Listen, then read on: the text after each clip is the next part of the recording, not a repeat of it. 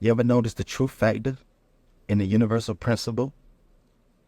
Whatever you run from, you run to.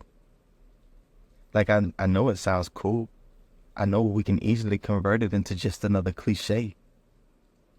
But have you taken time to assess the truth factor in the statement?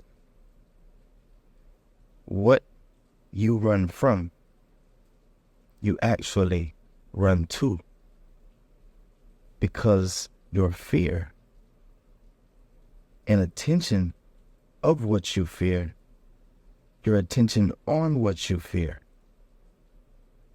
empowers your imagination, your illusion, to haunt you in ways that it never could if only you knew the truth of yourself, the truth of what it is that you're looking at, the truth of life, the truth of love. You need the truth so that you can be set free from all of these lies that are choking the life out of you.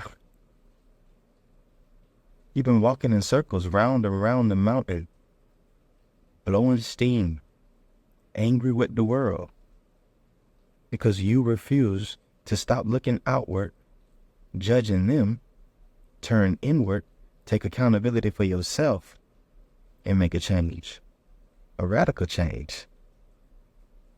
One of the things that we have to address immediately in the pursuit of the original self of peace, happiness, abundance, and joy, one of the things that we must address immediately is the motive for what we do.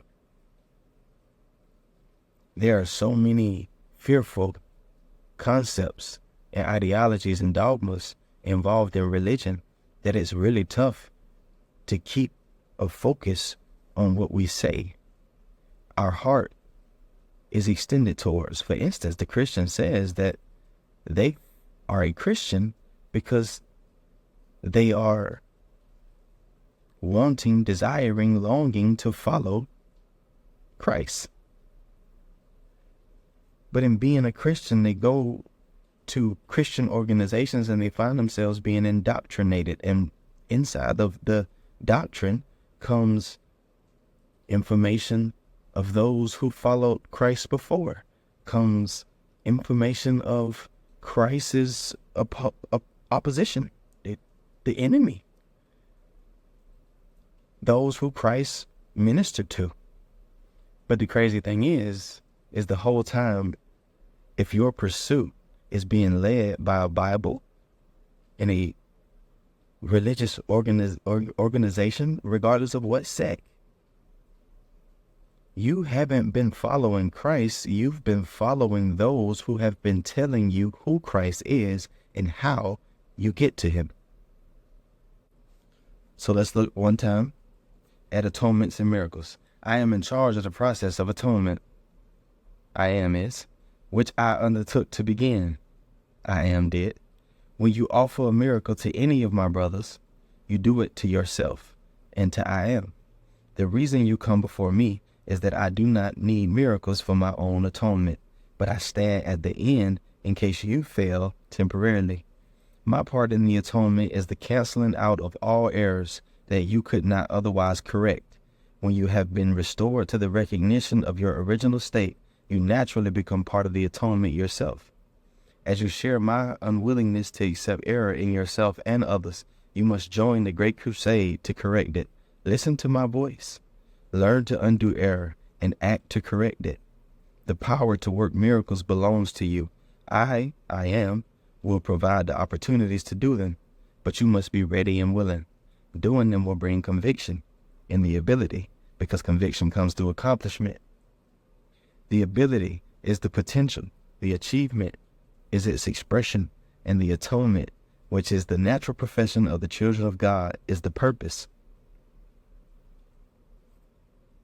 So, right out the gate, you can take some of the pressure off of yourself.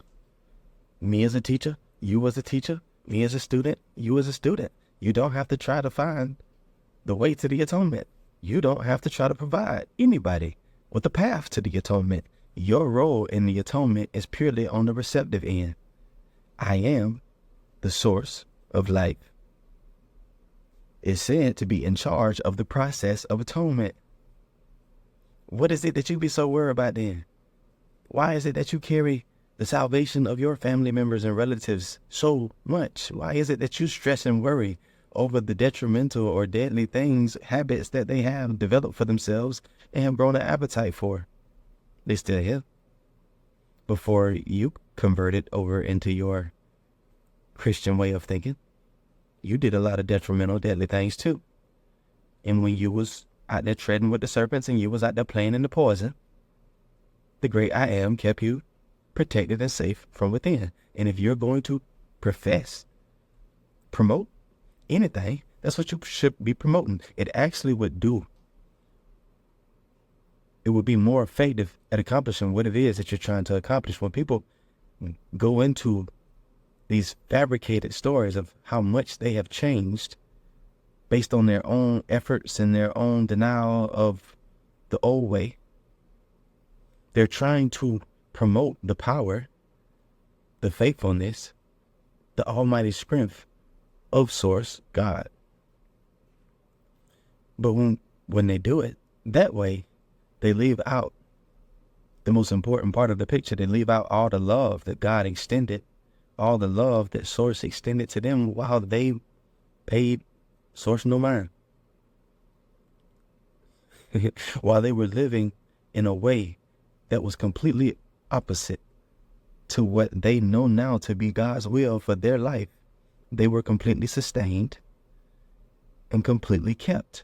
Now on the backside of that experience, inside of the idea of a union with the divine that they did not have prior to, now they have developed a new way of looking at what they were inside of. And now